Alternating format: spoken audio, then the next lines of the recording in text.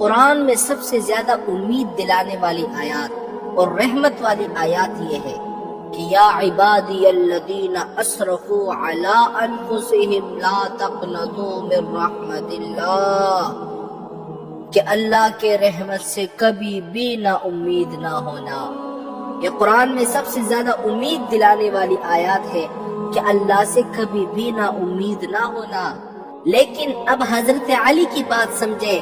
حضرت علی فرماتے ہیں کہ اے صحابہ، تم لوگوں کے نزدیک سب سے زیادہ امید دلانے والی آیات یہی ہے کہ اللہ کی رحمت سے کبھی بھی نا امید نہ ہونا، لیکن حضرت علی فرماتے ہیں کہ ہمارے نزدیک، اہل بیت والوں کے نزدیک، ہم یہ سمجھتے ہیں کہ قرآن میں سب سے زیادہ امید دلانے والی آیات جو ہے وہ یہ ہے وَلَسَوْفَ يُعْطِيكَ رَبُّكَ فَتَرْضَىٰ، اللہ نے وعدہ کیا ہے کہ اے میرے محبوب، اے میرے پیغمبر، قیامت کے دن ہم تمہیں اتنا دیں گے کہ تجھے راضی کر دیں گے۔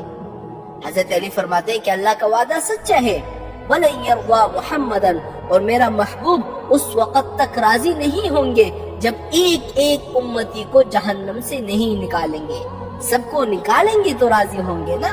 اور حقیقت بھی یہی ہے کہ قیامت کا دن ہوگا، سارے لوگ، سارے مخلوق، چاہے کافر ہو، مسلمان ہو، سکھ ہو، ہندو ہو، سارے آدم علیہ السلام کے پاس آئیں گے اور ان سے کہیں گے کہ اے آدم، آپ ہماری سفارش کر دیں۔ لیکن آدم علیہ السلام کہیں گے کہ نفسی نفسی نفسی، مجھے تو اپنا خوف ہے، مجھے تو اپنا ڈر ہے، کہیں اللہ تعالیٰ نے آج مجھ سے پوچھ لیا کہ اے آدم، تم نے اس درخت سے کیوں چکھا تھا جس سے میں نے تمہیں منع فرمایا تھا، تو پھر میں اللہ تعالیٰ کو کیا جواب دوں گا؟ اس لیے میں تمہاری سفارش نہیں کر سکتا۔ ہاں، میں تمہیں ایک اور بندہ بتاتا ہوں، تم سارے لوگ جو ہے اس کے پاس چلے جاؤ، وہ تمہاری سفارش کر دے گا۔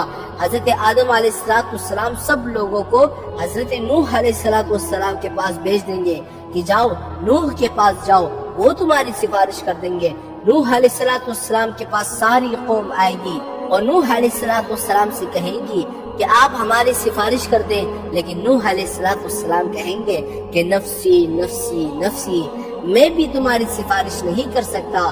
کیوں نہیں کر سکتا؟ اس لیے نہیں کر سکتا کہ جب اللہ تعالیٰ نے مجھے منع فرمایا تھا کہ جتنے لوگ مسلمان ہو چکے ہیں اب اس کے بعد کوئی ایمان نہیں لائے گا، اس کے بعد مجھ سے کسی کے بارے میں سوال نہیں کرنا، میں نے اپنے بیٹے کے بارے میں سوال کیا۔ اگر اللہ تعالیٰ نے آج مجھ سے پوچھ لیا کہ جب میں نے تمہیں منع فرمایا تھا کسی کے بارے میں اب سوال نہیں کرنا، تو تم نے بیٹے کے بارے میں سوال کیا، تو میں پھر اللہ تعالیٰ کو کیا جواب دوں گا؟ اس لیے میں بھی سفارش نہیں کر سکتا۔ اس طرح کرتے کرتے سارے انبیاء کہیں گے کہ ہم سفارش نہیں کر سکتے۔ البتہ عیسیٰ علیہ السلام کے پاس لوگ آئیں گے اور عیسیٰ سے کہیں گے کہ آپ ہماری سفارش کر دیں۔ عیسیٰ بھی بولیں گے میں نہیں کر سکتا۔ کیوں نہیں کر سکتا؟ اس لیے کہ دنیا میں کچھ لوگوں نے مجھے خدا بنایا ہوا تھا، بعض لوگوں نے خدا کا بیٹا بنایا ہوا تھا۔ سفارش کرنے والا صرف ایک ہی بندہ موجود ہے، اس کے سوا کوئی بھی سفارش آج تمہاری نہیں کر سکتا، کوئی ماں کا لال آج تمہاری سفارش نہیں کر سکتا۔ وہ بندہ کون ہے؟ حضرت محمد مصطفیٰ صلی اللہ علیہ وسلم۔ یہ شخص صرف تمہاری سفارش کر سکتا ہے اور کوئی بھی سفارش نہیں کر سکتا۔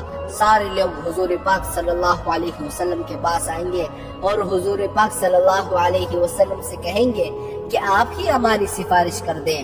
حضور فرماتے ہیں کہ ساری مخلوق میرے پاس آئے گی اور مجھ سے سفارش کی درخواست کرے گی، اور میں اللہ کے عرش کے نیچے آ کر سجدے میں گر جاؤں گا اور اللہ تعالیٰ کی ایسی تعریف کروں گا، اللہ تعالیٰ سے درخواستیں کروں گا، پھر اللہ تعالیٰ حکم کرے گا ارفع رأسک وقل اسمع وشفاعت شفعا، محمد مصطفیٰ سر اٹھاؤ، سجدے سے سر اٹھاؤ، جو مانگنا ہے مانگو، میں دینے کے لیے تیار ہوں۔